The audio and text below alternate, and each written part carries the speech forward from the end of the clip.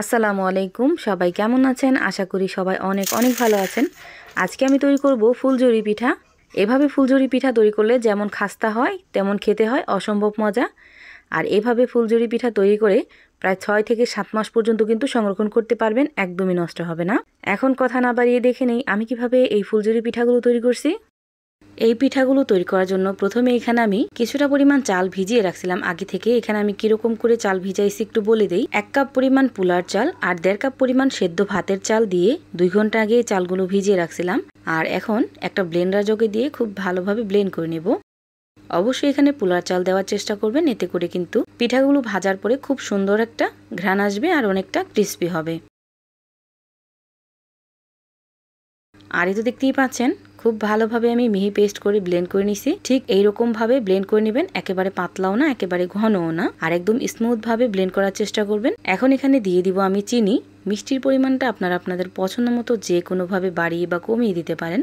আমি এখানে মিষ্টিটা ঠিক এরকম দিলাম, যতটা দিলে পারফেক্ট হয়। এখানে আমি 1.5 কাপ পরিমাণ চিনি ব্যবহার করলাম। এখন দিয়ে দিব 4টা ডিম। এই ডিম 4টা কিন্তু আগে থেকে আমি ফ্রিজ থেকে বের করে রাখছিলাম। যখন ঠান্ডাটা কমে গেছে ওই পর্যায়ে এসে আমি পিঠাগুলো তৈরি করতেছি। এখন এই ডিম, চিনি আর চাল বাটাটাকে খুব ভালোভাবে গুলিয়ে নিতে হবে।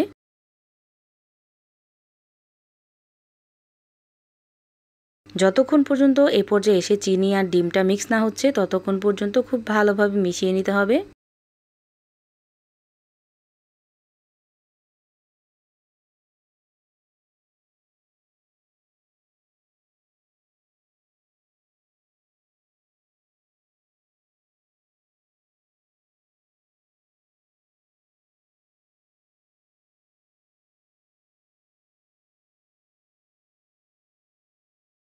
এভাবে আমি 4 থেকে 5 মিনিট পর্যন্ত খুব ভালোভাবে এইভাবে মিশিয়ে নিছি।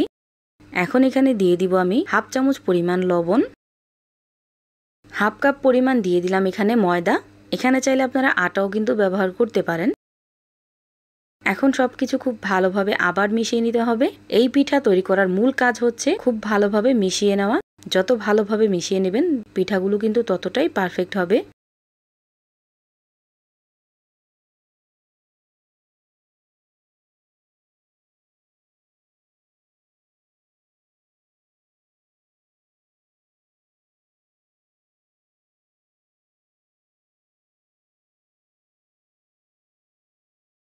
পিঠাগুলো তৈরি করার জন্য এই ব্যাটাটা কিন্তু এখন একদম পারফেক্টলি রেডি। এখন এই ব্যাটাটাকে আমি 5 মিনিটের জন্য রেস্টে রেখে দেব। এখানে আমি একটা ফ্রাই প্যানে পর্যাপ্ত পরিমাণ তেল দিয়ে দিলাম আর তেলটা গরম করে নেব। আর যেই শিক দিয়ে আমরা পিঠাগুলো তৈরি করব ওই শিকটা তেলের ভিতর দিয়ে হাই হিটে গরম করে নিতে হবে। শিকটা ভালো মতো গরম না হলে কিন্তু পিঠাগুলো একদম পারফেক্ট হবে না বা শিকে লেগে যাবে। এখানে আমি এরকম একটা শিক নিয়ে নিয়েছি। এখন এই তেলের ভিতর আমি দিয়ে শিকটাকে খুব ভালোভাবে গরম করে নেব। তেল আর শিকটা যখন খুব ভালোভাবে গরম হয়ে যাবে ওই পর্যায়ে আমি পিঠাগুলো তৈরি করে নেব। এখানে আমি 2টা শিক ব্যবহার করছি, আপনারা চাইলে একটা শিক দিয়েও তৈরি করে নিতে পারেন। আগে থেকে গুলিয়ে রাখা সেই ব্যাটারে এইভাবে দিয়ে দিব। আর পুরাটা দিতে যাবেন না, এতে করে পিঠাগুলো কিন্তু ছুটবে না বা পড়তে চাইবে না। একটা দিবেন আর কিছুক্ষণ একটা শিক গরম করে আরেকটা শিক দিয়ে খুব ভালোভাবে পিঠাগুলো তৈরি করে নেবেন। এভাবে আমি পিঠাগুলো তৈরি করে নেব। কোনোভাবেই যেন শিকের উপরে পিঠার ব্যাটারটা না ওঠে, তাহলে কিন্তু পিঠাগুলো পড়তে চাইবে না। পিঠার ব্যাটারটা যদি একদম পারফেক্ট হয় আর শিকটা যদি খুব ভালোভাবে গরম হয় আর তেলটা যদি ভালোভাবে গরম থাকে তাহলেই কিন্তু আপনার পিঠাটা একদম পারফেক্ট হবে। এভাবেই আমি প্রত্যেকটা পিঠা বানিয়ে নিব।